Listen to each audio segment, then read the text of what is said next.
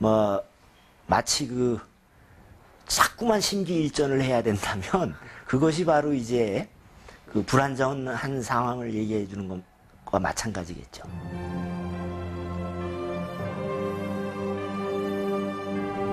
강력한 왕권을 추구했던 궁예. 그러나 그 과정에서 그는 호족들의 강한 반발에 부딪힌다.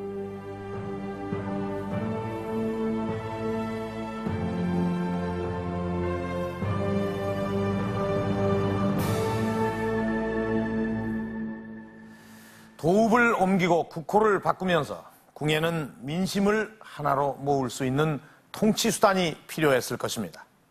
그런 그가 선택한 것이 바로 미륵이었습니다. 이 미륵신앙은 우리가 사는 현실 사회를 극락으로 바꾸려는 사상입니다. 그래서 말세가 되고 살기가 어려울 때 미륵이 나타나서 현실을 개혁해주고 모두가 잘 사는 이상사회를 만들어준다는 게 미륵신앙입니다.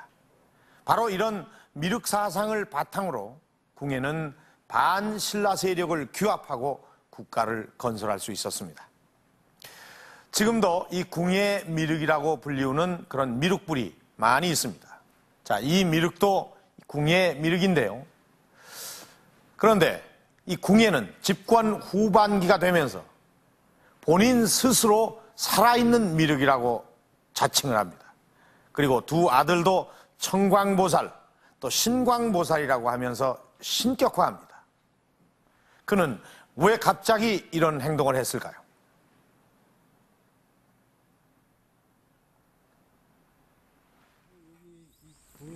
지금도 사람들이 와서 기도하고 그런 거죠. 예, 그럼요. 예, 스님들도 오시고 요즘에 한때 궁예의 점령지였던 안성. 그런 분들의 관점에 이곳엔 궁예와 관련된 석불이 전해지고 있다. 궁예 미륵이라고도 어떤 사람들은 얘기를 하고 있는데 이거는 이 미륵불은 일명 궁예 미륵이라 불리는 석불이다.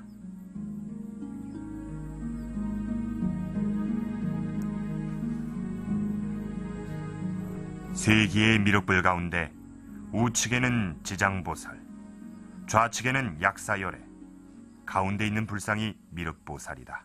미륵이다, 미래의 부처다. 그렇기 때문에 그 신앙이 숭상하는 분들에 의해서 토속신앙으로 세워지지 않았나 뭐 그렇게 추정해 봅니다. 궁예 미륵은 신령한 힘을 가진 불상으로 지금도 알려지고 있다.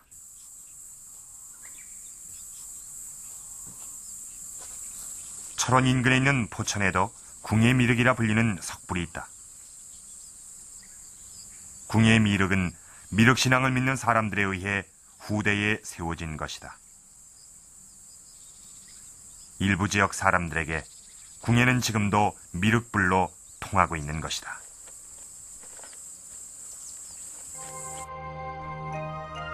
실제로 궁예는 정권 말기로 접어들면서 스스로 살아있는 미륵이라 자처했다.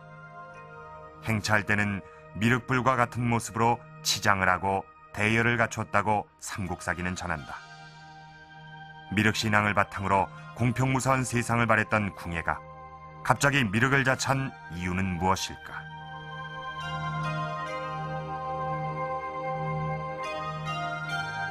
그러니까 미륵신앙이 궁예에게 있어서는 이제 두 가지로 이게 이용이 된다고 그렇습니다. 그러니까 하나는 기존의 질서를 무너뜨리는데 미륵신앙을 이용했죠.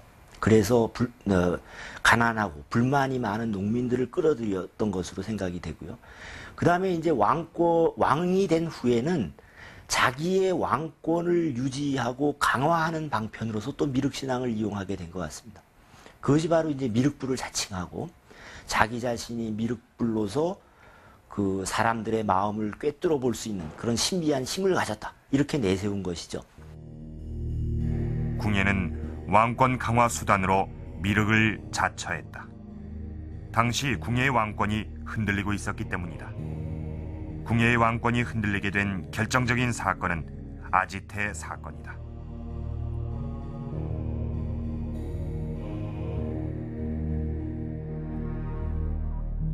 아지태 사건은 친궁예 세력과 반궁예 세력의 대립을 상징하는 사건으로 추정된다. 양측의 첨예한 대립으로 수년간 해결하지 못하고 미궁에 빠져있던 아지태 사건을 처리한 인물은 바로 왕건이었다.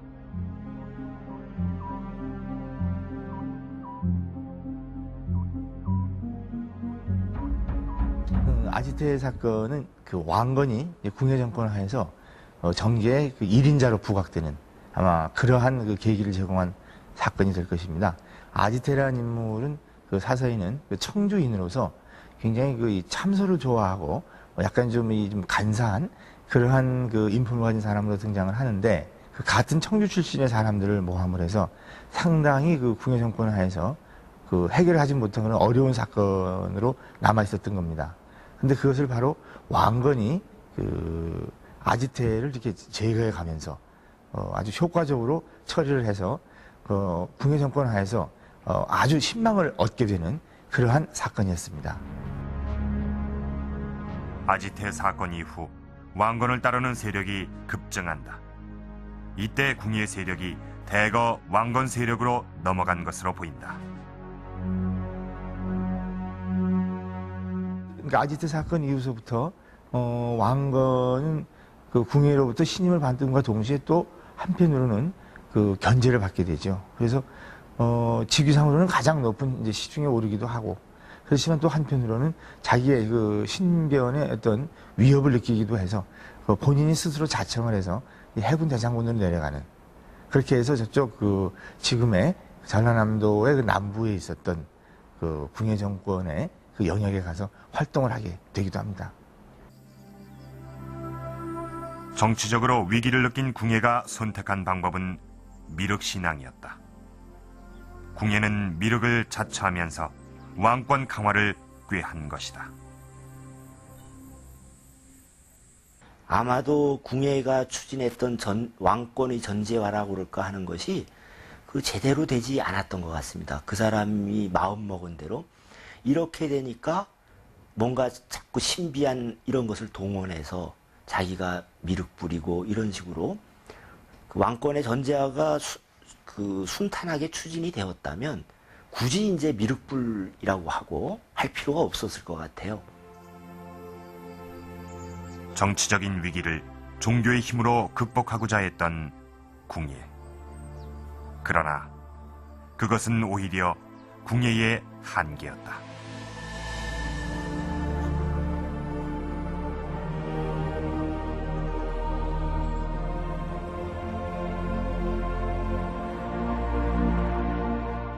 미륵불을 자처하며 왕권 강화에 고심하던 궁예는 급기야는 부인과 두 아들까지 죽입니다. 이 사건으로 궁예는 폐륜을 저지른 왕으로 역사에 기록됩니다.